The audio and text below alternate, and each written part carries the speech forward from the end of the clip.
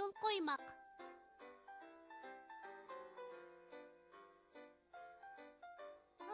Harakat qilish nima degan rohat? Kishilarning hayoti harakatda degani bekor emas-kanda? Sen nimonda xalita? Boshqalarning hammasi oldiga qarab yugursa, sen keyinga qarab yugurayotgansan-ku. Yiqilib ketmagin yana. Sen bilmaysan, kanit yugurishning salomatlikka foydasi bor. Menga qarag'ina, masliging kelyaptamdi ya. Amaliyotda kanit yugurish yo'l qo'ymoq degan iboraga o'xshab ketadi. Bildingmi? Nim dedim? Yo'l qo'ymoq. Tushunamadim. Menga so'zlab bera. Amaniya davrida jin baylikining bayzodisi Cho'ng'ar sirtlarda sargardon bo'lib yurib nurg'un riyozat chekibdi.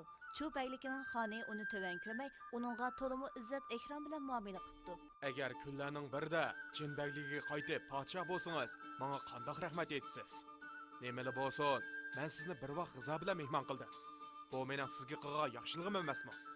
Alilari, sizlar bek tamoxurkanlar. Sizlarda unchi marvoyat, Naznin deganlarning hech qaysisi kam emas. Mening o'zlariga bagidek biror alayda narsami bo'lmasa bundaq bo'lsin. Men musullarni bir vaqt g'izoga taklif qilay. Sizga shuncha yaxshi muomala qilsam, meni aram bir vaqt g'izoga taklif qilamsiz? Ondaqda o'zlarini noumid qo'ymaslik uchun. Agar kunlarning birida ikki baylik urush qilib qolsak, men qo'shinimizni 90 chaqirim keyniga chekindirib beray. Qandaq? Mushunda qilsak bo'ladi-g'andu? Yaxshi. Bu gapingiz joyida bo'ldi. 4 yildan keyin Cho'ng'ar rostaliq xonlik taxtga chiqibdi. Arzuyum oxiri amalga oshdi. Uzun o'tmayla Chu va Jin ikki baylik urush qilibdi.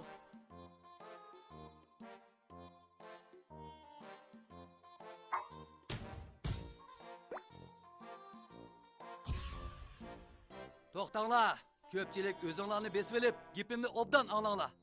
Samimiylik isil axloq. Qilgan va'dimizga chuqum amal qilishimiz kerak. Va'dimizga amal qilmasak, boshqalarni norozi qilib qo'yamiz. Boshqalar bizni norozi bo'lib qolsa, u va'dasiga amal qilmaydi. Hamda nurg'un kishilarning va'dasiga amal qilmasligiga sabab bo'ladi. Nurg'un kishilar va'dasiga amal qilmasa, kishilarning samimiyligi yo'qaydi. Kishilarning samimiyligi yo'qsa, Jungochi sotsializmni amalga oshirishga g'oyasir to'salg'i bo'ladi. Ayni chaqda men Chubagligining xoniga 90 chaqirim chekinib berishga va'da qilgan. Bu va'damga amal qilmasam bo'lmaydi. Butun qo'shin 90 chaqirim chekininglar. Chu baylikining xoni untuqaq bo'lsa kerak, u Cho'ng'arning va'dasini allaqachon unutib ketgan bo'lib, ularni o'zidan qo'qqashga chekindi deb o'ylab ko'ranlab ketibdi. Qo'shin olg'a ilgirlaganda jin baylikining qo'shini ularning kulini ko'kka so'rib, yer bilan yakson qilibdi. Men bundaq osonlik g'alaba qilishni xohlamaydim. Qaraganda odam uncha oliyjanob bo'lib ketsa-mu bo'lmag'idek. Yo'l qo'ymoq degan bu idiom bizga shuni tushuntirib beradi-ki, boshqalarga yo'l qo'ysak yoki olqiliq paytda o'zimizni chetga olsak, cho'qim boshqalarning tuyuqsiz hujumidan saqlana olamiz. Kichik do'stlar, tushundinglarmi?